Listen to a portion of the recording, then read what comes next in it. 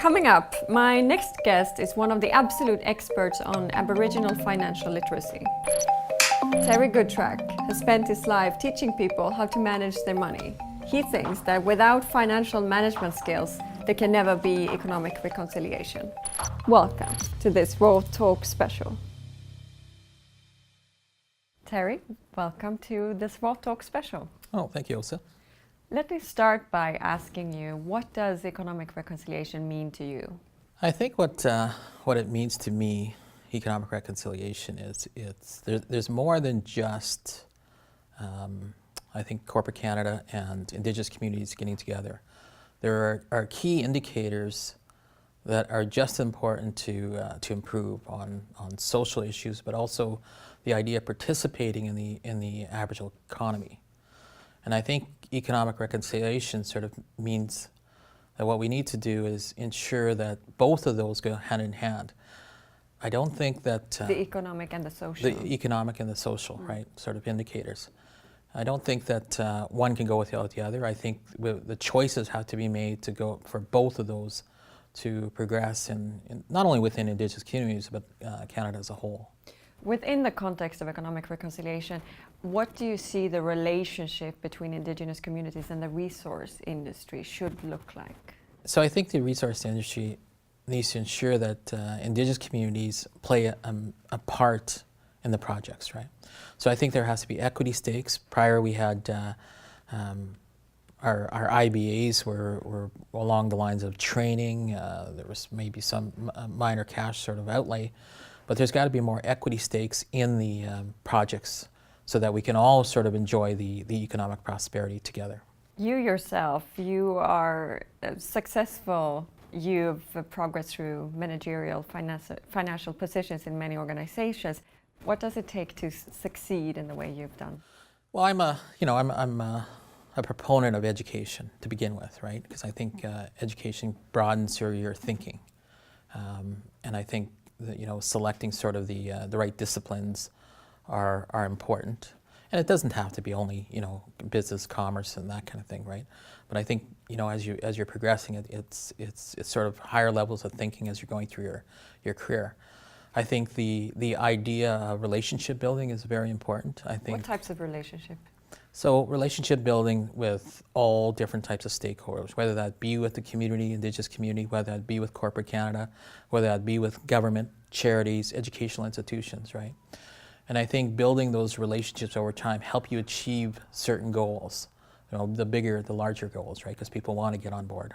You've said that the success of our Aboriginal communities can be linked to their financial and managerial skills. Mm-hmm. Can you tell me, what is the link between financial literacy and economic development? Well, I see it, financial literacy, I break it down into two. One is what I call personal financial literacy, right? That's your own, financial literacy for you you and your family and your extended family. But then there's the government financial literacy, right? Understanding sort of how to read financial statements, understanding how to value companies. Those are really key sort of skills, because as you as you're building the wealth in the communities, you need to be able to understand how money works. Accounting, when I'm a CPA, and I say this, which is accounting is the language of business, right? And unless you understand the financial statements and how they impact in growth, it's hard to really to know where the key indicators really are and be able to analyze that. Do you feel that financial literacy has been overlooked, that it's a skill set that has been overlooked in development context? Oh, absolutely. It has been overlooked. I think the Canadian government will speak to the fact that the overall Canadians' financial literacy is very low, but in the Indigenous communities, financial literacy is even lower. And I think it's incumbent upon us to really strengthen these areas. And keep in mind, there's different sort of levels of financial literacy. Every time you say financial literacy, you always think youth and that kind of thing. But it's financial literacy capabilities are different levels, the basic level, but there's also higher levels in investments and indicators, right, and building wealth. But your organization, AFOA, has been dedicated to training, or is dedicated to training Indigenous communities when it comes to financial literacy. What has been the outcomes in your organization? Well, we initially we have a certified program. We call it the Certified Aboriginal Financial Manager, and we've been around since 1999. And this upcoming conference that we're going to have in Ottawa in the fall, we'll have over 630 certified Aboriginal financial managers, right? And so that's a key outcome for us because that's essentially what we kind of produce. And these people are the people in a community, is what I call do the heavy lifting. They're the ones that the elected leaders rely upon to provide them advice, strategic advice in particular. In your career, you've spent so much time working on especially financial literacy. What is your driver behind that? I think financial literacy has behind it a social goal. And that social goal is to move Indigenous people from sort of low income levels, poverty levels, into the middle class. And I think we speak a lot about the management of poverty, and I think the exciting part of this is moving to the management of wealth and prosperity. And so those overall goals, I think, is the ones that sort of get me sort of to believe in the cause, get motivated in achieving them. It seems to me, though, that you're filling an institutional gap here. What should be the role of government in training and financial literacy overall? Well, I think they do have their financial literacy leader, which is Jane Rooney, and I think it's providing opportunities for communities to participate, sort of better understand financial literacy. Like we partner with the government of Canada to deliver products, right? So we have a product, Dollars and Cents for Youth, grades 3 and 4, 7, 8, 11, 12.